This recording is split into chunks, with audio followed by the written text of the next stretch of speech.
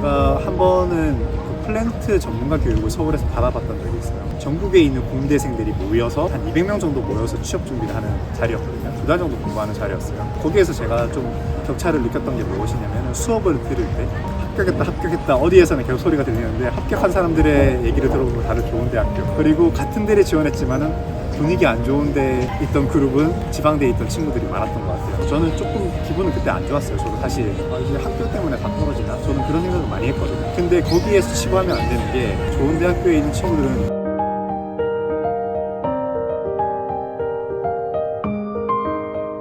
혹시 가장 먼저 간단하게 자기소개를 해주실 수 있나요? 안녕하세요. 저는 이재현이라고 합니다. 지금은 기업에서 기획 업무를 수행하고 있습니다. 학사 전공이 어떤 것이에요? 학사 전공은 기계자동차공학을 전공했어요. 이 전공의 장점과 단점은 뭐라고 생각하세요? 기계자동차 공학의 장점은 우리나라가 제조업 베이스의 국가이다 보니까 갈 수 있는 곳이 너무 많다, 취업할 수 있는 분야도 많은 것 같다라는 장점이 있고, 단점이라고 했을 때 우리가 새로운 것들을 디자인하고 고민하고 설계하고 연구하는 쪽으로 많이 공부를 했겠지만, 사실상 기업에 갔을 때 내가 새로운 것들을 개발한다라기보다 짜여져 있는 설계의 범위 내에서 내가 할 수 있는 자유도가 좀 줄어드는 것 같아요. 이거는 비단 기용공학 문제뿐만 아니라 전자공학이라든지 모든 분야가 좀 다 해당되지 않을까 생각을 합니다. 그러면은 만약 지금까지 배운 것들을 바탕으로 대학교에 돌아간다면 어떤 전공을 고를 것 같으세요? 두 가지 하고 싶어요. 하나는 산업공학이고 두 번째는 인류학입니다. 그 이유가 산업공학이 어떻게 보면 공학이면서도 경영을 공부하기 때문에 공대 입장에서는 이건 공대도 아닌데, 또 경영대 입장에서는 이건 또 경영도 아닌데 라고 보지만은 산업사회에 있는 문제를 해결하는 것을 공부하는 학과라고 알고, 그러다 보니 제가 대학원에 있을 때 산업공학 수업을 좀 들어봤거든요. 너무 재밌었어요. 그래서 내가 만약에 다시 전공을 선택한다면 산업공학을 좀 해보지 않았을까 생각을 하고, 인류학을 제가 선택한 이유는 제가 유발 하라리의 사피엔스를 너무 재밌게 읽었어요. 그래서 이게 모든 것들이 사람을 알아야 된다 라고 생각을 해서, 지금 회사에서도 기획 업무를 하지만은 기획위에서 중요한 거는 나에게 의뢰한 사람에 대해서 이해를 해야 되고, 그 사람이 속한 조직에 대해서 이해를 하고 맞춰서 컨설팅을 해줘야 되거든요. 근데 공학적인 관점으로는 그게 한계가 있다는 걸 좀 느꼈고, 인류학부터 해서 사람에 대한 원천적인 고민부터 시작을 해서 고민들을 쌓아 나가서 문제를 해결하는 것들을 좀 배워보고 싶다라는 생각에 두 가지 정도를 선택하지 않을까 생각을 합니다. 그러면은 지금까지의 커리어 패스를 간단하게 말씀해 주실 수 있나요? 네, 제가 대학교를 졸업할 때 기업을 선택했던 기준은 사실 저도 대기업을 가고 싶은 생각이 그때 컸어요. 그때는 꿈이 없었거든요. 근데 지금 생각해 봤을 때도 그때 선택은 후회 없었어요. 그리고 그 중소기업에 들어갔을 때 5년 동안 원자력 관련 기기에 대해서 연구 개발을 했었고요. 그 연구 개발을 할 때 내가 사회에 어떻게 기여를 하고 있다는 느낌을 많이 들었어요. 우리나라 핵심 산업 중에 하나가 원자력 발전도 있었고, 거기에 대해서 원자력의 그 수많은 부품 중에서 하나를 책임지고 연구 개발을 하고 있고, 지금 들어가는 기술뿐만 아니라 미래에 대해서 준비하고 있다는 자부심을 느꼈고요. 그리고 연구 개발을 하면서 제 한계를 느꼈어요. 내가 지금 연구하고 있는 것들이 이 한계가 무엇일까라고 했을 때, 그 한계가 미국에서 짜여준 가이드라인에 따라서 우리나라가 발전소들이 많이 이루어졌고, 그 발전소를 넘기 위해서는 어떤 노력이 필요할까에 대해서 제가 고민했을 때는 연구다. 그들이 연구를 했던 것보다 더 깊은 단계의 연구를 해서 그들이 짜여준 가이드라인이 어떻게 만들어졌는지, 그리고 그 가이드라인을 뛰어넘기 위해서는 어떤 내가 노력을 해야 되는지 고민하기 위해서 대학원을 진학하기로 마음을 먹었습니다. 그리고 대학원에 들어가서는 진짜 제가 기존에 했던 기업에서 연구했던 기계공학에 관련된 연구가 아니라 조금 더 다른 분야의 연구, 기획 관련된 연구를 많이 했던 것 같아요. 산업사회에서 그 프로젝트를 관리하기 위해서 발전소 큰 프로젝트를 어떻게 관리해야 되는지부터 도시개발을 할 때 그 포트폴리오를 어떻게 설계하고 어떻게 개발을 해야 되는지에 대해서 고민을 하게 됐고요. 그리고 그렇게 고민을 하다 보니 기회가 왔어요. 미국에 파견할 수 있는 기회가 대학원에서 연구과제를 수주하게 되었고, 저도 거기에서 지원하게 되어서 미국에서 1년 동안 비지팅 스칼라로 조지 워싱턴 대학교에서 연구원으로 1년 정도 수행을 했던 것 같습니다. 그래서 기계공학에서 연구했던 것들이 넘어가서 그 기계공학을 이루는 프로젝트를 크게 어떻게 관리를 해야 되는지, 그리고 그 프로젝트를 관리하다 보니 도시를 어떻게 만들어야 되는지 연구하게 됐고, 그 도시를 고민하다 보니 제가 지금 근무하고 있는 기업에서 도시를 어떻게 스마트하게 만들어야 될지, IT 기술 그리고 산업 기술들을 어떻게 접목시켜야 될지가 그 스토리가 이어져가지고 지금 제가 기획을 하고 있는 것 같습니다. 너무 좋습니다. 그러면은 석사 전공이 어떤 것이었고 또 어디에서 석사를 하셨습니까? 석사 전공은 응용공학을 했어요. 응용공학이라는 게 뭘 하는 거야 이렇게 많이 물어보시거든요. 그게 저희가 있던 대학이 서울대학교의 공학전문대학원이라는 데를 졸업했는데 공학전문대학원도 일반 대학원이랑 좀 달라요. 지금은 그 디지스트의 이건우 총장님께서 서울대 공대 학장일 때 설립하셨던 대학이고요. 일반 서울대학교에서 산업사회에 기여하는 것이 롱텀으로 봤을 때는 10년 단위의 연구를 하고 있지만 가깝게 숏텀으로 연구는 좀 부족하다는 지적이 많았다고 들었어요. 그래서 산업사회에서의 문제를 가지고 대학교에 들어와서 본인의 문제를 가지고 대학교 교수님들이랑 협업해서 본인 연구를 할 수 있는 대학을 만들자고 해서 공학전문대학원이 만들어졌고, 그래서 응용공학이라는 전공으로 묶여져 있지만 한 학년에 40명의 학생이 있거든요. 모두가 다 다른 것들을 공부해요. 어떻게 보면 그냥 자유전공 학부의 맞아요. 석사 과정인 느낌입니다. 그런 느낌 맞아요. 공대의 모든 문제들을 다 다루는. 그래서 대기업에서도 많이 오고 중소기업에서도 많이 오고 기업에서 본인이 연구를 하다 보면 한계가 있거든요. 기업에서는 전문가들도 한 분야의 전문가는 있지만 과학적인 문제를 해결할 때 회사 내에서의 리소스가 부족할 때가 있어요. 그럴 경우에 보통 외주로 해서 대학 연구기관에 의뢰를 하게 되기도 하고 아니면 다른 연구회사랑 조인을 해서 연구를 하는 경우도 있는데, 그렇게 됐을 경우에는 역량이 내재화가 되게 어려운 경우도 있거든요. 그러다 보니 학교 회사에 있는 가지고 있는 문제를 우리 직원들을 서울대 대학원으로 보내서 그 문제를 가지고 학교에 있는 교수님들을 찾아가요. 이 교수님 찾아가서 이 문제에 대해서 저는 연구를 하고 싶은데 지도해 주실 수 있으신가요? 그러면은 한 교수님 못하면 세 분의 교수의 공동지도를 받을 수도 있어요. 그리고 커리큘럼도 본인이 설계해요. 그래서 저는 학부 전공에서 이런 수업도 듣고 싶은데 그러면 교수님한테 연락을 했을 때 그 수업을 시청을 할 수도 있고 그게 학점으로 인정되기도 합니다. 그럼 혹시 대학을 졸업하고 몇 년 정도의 시간이 지나서 석사 과정을 하신 거예요? 제가 대학 졸업하고 5년 있다가 석사 과정 진학을 결심하게 됐어요. 그러면은 어떻게 보면 시간이 좀 많이 지나고 그 과정을 결심한 건데 그렇게 결정하게 된 계기가 있으신가요? 제가 중소기업에 있는 연구소에 다녔거든요. 그 연구소에 저 빼고 대부분 다 석사 학위를 가졌던 것 같아요. 그래서 석사 학위를 가졌던 사람과 학사 학위를 가진 사람의 차이에 대해서 좀 느꼈는데, 석사 학위를 가졌던 사람은 주제를 선정하고 그 주제에 대해서 연구를 할 수 있는 연구 과정을 설계하고 어떻게 결론을 도출할지 연구 보고서부터 시작해서 결과 리포트까지 만드는 것들이 이미 체독화되어 있다는 걸 좀 많이 느꼈고, 저는 그것들이 전혀 없는 상황에서 거기에서 맨땅에 헤딩하듯이 선배들을 통해서 많이 배웠죠. 그래서 석사 학위는 진짜 하나의 조금 더 깊이 파고드는 과정을 겪는 과정이구나 생각해서 저는 석사 학위에 대해서 좀 관심을 그때 많이 가지게 됐던 것 같아요. 그러면은 멘토님이 논문을 무려 3편이나 기관에 등기시키셨는데 그 과정에서 좀 배운 점이 있으신가요? 생각을 깊이 하는 법에 대해서 많이 배웠어요. 학부생과 석사 과정의 차이점에 대해서 좀 쉽게 말씀드리면, 석사생은 한 문제를 1년 동안 고민해서 답을 내릴 수 있는 체력을 가질 수 있는 게 저는 석사생이라고 생각을 하고요. 학부생은 한 달 정도? 한 문제에 대해서 학기별 과제가 길게는 한 달, 뭐 2달, 석 달 안 넘어가잖아요. 그런 차이점이 있다고 생각을 하고, 저는 미국에서 1년 동안 그 방에 틀어박혀서 수많은 사람들이 연구들을 고민하고 제가 생각하는 목적에 달할 때까지 1년 동안 끊임없이 연구를 했던 경험들이 생각이 나는 것 같습니다. 그래서 하나를 꾸준히 고민해서 답을 찾는 과정들을 저는 배웠던 것 같습니다. 그렇군요. 그러면은 지방에 있는 대학교를 다니시다가 서울대학교를 다니면서 더 특별하게 배웠던 점이 있으세요? 이것도 정말 민감한 문제이긴 한데요. 기회가 더 많았던 것 같아요.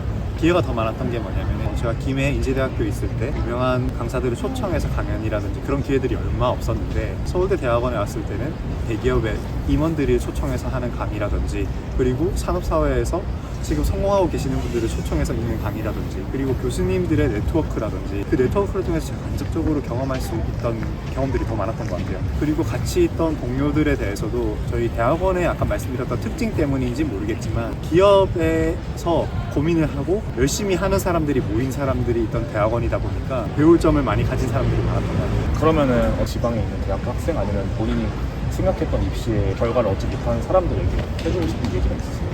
정말 진짜 처음에는 상실감이 많이 드실 것 같아요. 본인이 원하는 대학 그리고 원하는 지역에서 공부를 못했다는 거에 대해서 제 주변에서도 그런 친구들을 몇 번 봤던 것 같아요. 근데 그것이 본인의 발목을 잡을 수 있다고 생각을 하거든요. 그럼에도 불구하고 다시 한번 도전할 수 있는 생각을 저는 가졌으면 좋겠다라고 먼저 말씀을 드리고 싶고, 저는 현실적으로 말씀드리면은 입시 컷에서 대학 등급이 나눠지는 것에 대해서는 가슴 아프지만, 제가 한 번은 그 플랜트 전문가 교육을 서울에서 받아봤던 적이 있어요. 대학교에서 공부하고 있다가 전국에 있는 공대생들이 모여서 플랜트 취업을 준비하는 사람들이 한 200명 정도 모여서 취업 준비를 하는 자리였거든요. 2달 정도 공부하는 자리였어요. 거기에서 제가 좀 격차를 느꼈던 게 무엇이냐면 수업을 들을 때, 그리고 거기에서도 같이 취업 준비를 다 같이 했거든요. 합격했다 어디에서는 계속 소리가 들리는데, 합격한 사람들의 얘기를 들어보면 다들 좋은 대학교, 그리고 같은 데를 지원했지만은 분위기 안 좋은데 있던 그룹은 지방대에 있던 친구들이 많았던 것 같아요. 저는 조금 기분은 그때 안 좋았어요. 저도 사실 이제 학교 때문에 다 떨어지나? 저는 그런 생각을 많이 했거든요. 근데 거기에서 치부하면 안 되는 게, 이면에서의 보이는 노력들이 엄청 많았어요. 좋은 대학교에 있는 친구들은 좋은 대학교임에도 불구하고 더 많은 노력을 했던 것 같아요. 취업하기 위해서 같이 커뮤니티를 만들어서 취업 준비 스터디도 하고 학교 회사에 대해서 엄청나게 분석을 하고 있었고, 반면 떨어졌던 친구들은 거기에 대해서 그만큼 노력을 했을까? 그만큼 노력을 한 친구들도 분명히 있었을 거예요. 근데 퍼센테이지로 봤을 때는 그러지 않았던 경우가 많았던 것 같아요. 본인이 변화시킬 수 있는 것에 더 집중하는 게 좋겠네요. 맞아요. 그래서 본인이 지금 있는 위치에 대해서 그래, 내 한계는 여기야 라고 단정 짓고 거기에서 더 성장하려고 생각 안 하는 것은 저는 안 좋다고 생각을 하고, 그럼에도 불구하고 저는 지방대에서도 분명하고, 그리고 배울 수 있는 친구들, 열심히 하는 친구들도 많거든요. 그래서 그 친구들도 같이 노력하는 분위기를 만들면은 그게 변하지 않을까. 저는 그래서 그 우리나라의 지방대, 서울대 이런 차이들을 옛날 사람들이 꾸준히 많이 만들어 왔다면, 저는 그것들을 좀 뛰어넘기 위해서는 지방대에서도 열심히 하고 좋은 결과를 만드는 친구들이 점점 많이 쌓이면은 이 분야에서는 이 지방대가 대단해. 그러면은 오히려 반대로 이 분야에서 공부하고 싶어. 그런 분위기도 만들고 싶고, 제가 앞서도 이제 경영에 대해서 말씀드렸지만, 지방에 어떤 좋은 기업이 있으면은 그 좋은 기업과 관련되어 있는 학교가 있을 때 그 학과에 가고 싶은 학생들이 모이게 되면 인재들이 같이 모이지 않을까. 미국에서는 어디에 가려면 어디 지역이 유명하고, 어디에 가려면 이런 것들이 유명한데, 우리나라는 아직 그 지역에 대해서 어떤 지역이 어떤 핵심 산업을 가지고 있다, 이런 것들이 아직 형성이 잘 안 됐던 것 같아요. 그래서 그런 것들이 좀 만들어지기 위해서는 우리들이 한 명은 못해요. 그것들은 한 사람 한 사람이 모여가지고 그것들을 같이 저는 뚫었을 때 변화가 이루어진다고 생각합니다. 또 그런 게 어떻게 보면 꼭 풀어야 되는 문제 중에 하나일 수도 있어요. 그러면은 멘토님이 사실 여러 직무 또 여러 회사에서 일을 해보시면서 느꼈던 일 잘하는 사람의 특징이 있었나요? 일 잘하는 사람의 특징은 지금 제가 봤을 때는 커뮤니케이션을 잘하는 사람이고, 그리고 안 되는 일을 되게끔 만드는 사람이라고 생각해요. 이유가 사실 회사에서 업무를 수행하다 보면은 한계가 명확한 일들이 많거든요. 지금 내가 이거를 이 리소스로 할 수 있어? 아니, 회사에서는 지원도 안 해주는데 내가 이거를 어떻게 하라는 말이야. 그래서 단정 짓고 그럼 내가 주어진 범위 내에서 나는 이 정도만 해야지라는 분들도 계시거든요. 근데 그럼에도 불구하고 달성하시는 분들도 대단하신 분들이에요. 근데 제가 봤을 때 일 잘하시는 분들은 그 한계를 명확하게 이해하고 그 한계를 극복하기 위해서 외부 리소스들을 끌어오는 사람들. 가령 우리 지금 3명밖에 없어서 일을 못하지만 임원들을 설득하는 거예요. 제가 우리 회사에서 기여할 수 있는 부분들은 지금 리소스를 투입했을 때 몇 년 뒤에 이런 성과를 만들 수 있습니다. 그래서 회사에 지원을 해주세요. 그래서 서폿을 받아서 그 주어진 타겟보다 더 큰 성과를 이뤄내는 사람들. 제가 최근에 만났던 어떤 저희 대학원 분들 중에서 이런 말씀을 하시는 분들을 들었어요. 깜짝 놀랐는데, 회사에서 의사결정을 할 때 나는 지금 내가 회사에서 제안을 열심히 하는 일을 하고 있다. 왜 그렇게 제안을 열심히 하세요? 제안하면 힘드시지 않으세요? 이랬더니 결국에는 내가 회사의 경영자가 되고 싶고, 내가 제안하는 것들이 회사에 도움이 되는 것들을 난 알고 있기 때문에 이 제안들이 나중에 내가 경영을 했을 때 걸음이 될 거라고 생각을 하신다라고 하시더라고요. 그래서 끊임없이 고민을 하고 제안을 하고 그걸 이루기 위해서 프로젝트를 드리븐한다고 들었어요. 그래서 저는 지금 봤을 때는 회사에서의 그 한계를 뛰어넘어서 그 일을 달성하게끔 만드는 사람들, 그러기 위해서는 커뮤니케이션 스킬이 많이 필요하고, 주변 사람들을 나의 프로젝트에 도움이 되게끔, 그리고 지원을 받게끔 설득하는 사람들이 저는 되게 잘하는 사람이라고 생각합니다. 너무 좋습니다. 그러면은 대학생 때는 잘 몰랐지만 현업을 경험해보고 나서 느낀 이 역량이 진짜 생각보다 더 중요하구나라고 느꼈던 게 있으세요? 저는 대학생 때 몰랐던 점은 끊임없이 공부를 해야 된다는 점이 생각이 많이 들어요. 왜냐면 우리나라에서는 고등학생 때 진짜 열심히 공부를 많이 하고 10년 전에는 대학생대로 놀아야지 이런 분위기가 좀 팽배해 있었던 것 같아요. 네. 근데 지금은 좀 다르다고 들었어요. 근데 지금의 다른 점이지만 좀 아쉬운 부분은 대학생들도 내가 하고 싶은 공부를 하는 게 취업을 위해서 너무 열심히 공부를 한다는 생각이 많이 들어서 그 부분은 좀 아쉬운 부분이에요. 근데 제가 기업에서도 공부를 열심히 해야 된다라고 말씀드렸던 부분이 학습하는 역량을 말씀드리고 싶거든요. 제가 지금 하는 기획 업무가 스마트시티이고, 스마트시티라는 게 스마트라는 단어가 가지고 있는 불확실성이 있어요. 그러다 보니까 계속 변화하는 새로운 것들을 공부를 꾸준히 해야 되거든요. 그러다 보니 내가 학부 때 배웠던 것들이 지금 유효하지 않아요. 그래서 지금 새로운 것들을 제안하기 위해서는 꾸준히 제가 그분들을 앞질러서 공부를 하고 산업사회분들과 커뮤니케이션을 해야 되고, 커뮤니케이션 하기 위해서는 제가 기술 신문부터 시작해서 논문까지 스터디해서 학습하고 그분들을 설득해야 되는데, 그러기 위해서는 끊임없이 학습할 수 있는 역량들을 가져야 된다는 생각이 들었고, 그런 그 역량이 뒷받침되었을 때 기획안이 나오고 설득할 수 있다는 생각이 들어서 저는 끊임없이 학습할 수 있는 역량이 중요하다고 생각을 합니다. 너무 좋습니다. 그러면은 이제 커리어와 관련된 질문들이 거의 마무리가 되어가고 있는데요. 사실 저는 이제 고등학생, 중학생 때부터 스마트 시티라는 개념을 들었었기 때문에 네. 사실 블록체인도 그렇고 너무 많은 신기술의 개념들이 웹 3.0이라는 말과 같이 나왔었고, 네. 스마트 시티도 그런 느낌인데, 신기술을 보다 보면 소문만 구성하고 언제 등장할까에 대한 생각들이 많은데, 네. 또 그러다가도 전기차 같은 걸 보면 지금 주변에 전기차가 많아지고 있고 이슈도 터지고 있는 걸 보면 대중들한테 점점 다가오고 있는 것 같은데, 혹시 스마트 시티와 관련해서 연구도 해보고 또 상업적인 부분에서 일도 해보신 입장에서 어느 정도로 다가오고, 또 뭔가 스마트 시티 하면 떠오르는 개념들과 예시, 아니면 이미 실제로 성공한 예들도 있는지, 그냥 그 스마트 시티와 관련된 생각들이 좀 궁금해요. 말씀하신 대로 그 기술에 대해서 소문만 무성하지 막상 열어봤을 때는 별거 아닌 경우가 많아요. 그 이유가 그 기술에 대해서 투자를 받기 위해서는 사실 매스컴이라든지 사회, 그리고 VC의 주목을 받아야 되기 때문에, 사실 그 연구하시는 분들은 자부심을 가지고 그 미래에 있는 얘기들을 마치 다가올 것처럼 피칭할 수밖에 없는 상황이라고 생각해요. 저는 그게 맞다라고 생각하고, 근데 구현하시는 분들에 대해서는 조금 다른 시점을 가져야 된다고 생각을 해요. 앞선에서 말씀하셨던 그 연구 개발을 하고 새로운 프론티어들은 그렇게 하시는 것들이 많지만은, 저처럼 실제로 기술을 받아들이고 만드는 사람들은 좀 어느 정도 필터링을 해야 된다라고 생각을 해서, 저희 내부에서는 그런 것들 레벨을 나눠요. 기술 성숙도 나사에서 쓰는 레디네스 레벨이라는 게 있는데, 지금 상용화된 기술인지, 몇 년 안에 상용화된 기술인지, 아직 연구 단계의 수준인지를 분석을 해서, 스마트 시티에는 아까 말씀하셨던 것처럼 다양한 기술들이 있잖아요. 저희가 10개라는 카테고리를 내부적으로 나눠뒀고, 카테고리별로 한 10년 이내에 상용화된 기술, 5년 이내 상용화된 기술, 그리고 1년 이내 상용화된 기술들을 카테고리를 나눠서 지금 계속 모니터링을 하고 있어요. 근데 스마트 시티라는 게 사실 지금도 이미 와 있거든요. 이미 와 있다라는 게 뭐냐면, 우리가 사용하는 공용 와이파이, 그런 것들도 스마트 시티라고 볼 수 있고, 사실 이게 스마트 시티인가? 라고 볼 수 있겠지만, 해외에서는 그게 스마트 시티일 수도 있어요. 그래서 그 스마트라는 단어가 가지고 있는 모호성 때문에 그 스마트가 추구해야 되는 것은 무엇일까에 대해서도 누군가가 뚜렷한 답을 내리거든요. 그래서 제가 생각하는 스마트 시티라는 것은 그 스마트를 도입하고자 하는 환경에서의 현재 상황에서 조금이라도 더 개선되는 부분은 스마트라고 저는 포장을 할 수 있다고 생각을 해요. 그래서 우리나라 한국의 서울에서의 도시의 스마트 시티와, 그리고 아프리카에서의 도시가 추구하는 스마트 시티는 추구하는 목적이 다를 수 있다. 근데 그거를 같은 레벨로 보면 안 된다고 생각해요. 그렇기 때문에 그 스마트라는 게 항상 선진의 기술만 얘기하는 것이 아니라, 지금 현재 도시보다 조금 더 나아진 기술들을 도입하는, 할 수 있는 환경, 그리고 그것들이 문제를 해결했을 때 스마트라고 보여질 수 있다고 생각을 해요.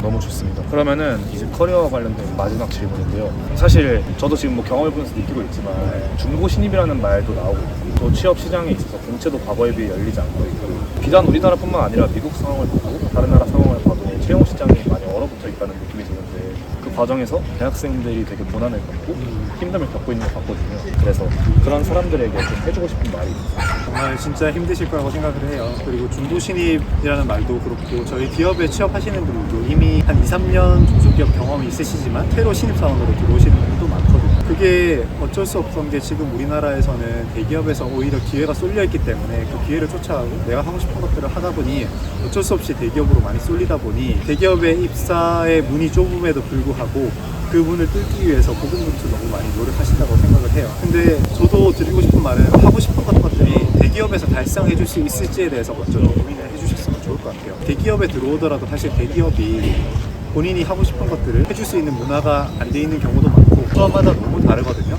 그래서 대기업만 들어가는 게 아닌, 대기업에서 나는 이런 직무를 하고 싶기 때문에 대기업에 들어간다는 게 명하시는 분들은 저는 도전하는 것들을 장려하지만은, 그게 아니라면은 내가 먼저 하고 싶어 하는 것들을 먼저 찾고, 그것들을 하기 위해서는 어떤 회사들이 있는지, 그리고 어떤 기업들이 있고 어디에 가야 되는지 한번 먼저 고민해 보시면 좋을 것 같아요. 단지 그냥 내가 커리어를 맞춰서 그 커리어에 맞는 기업을 선택하는 것보다는, 내가 하고 싶어 하는 일을 할 수 있는 곳이 무엇인지 찾는 것이 먼저 우선일 것 같습니다. 그래야지 힘든 그 좁은 틈바구니를 뚫고 대기업에 취업하시더라도 내가 실망하지 않으실 수 있다라고 생각을 해요. 그럼에도 불구하고 실망하시는 분들을 많이 봤기 때문에 저는 이런 말씀을 좀 드리고 싶습니다.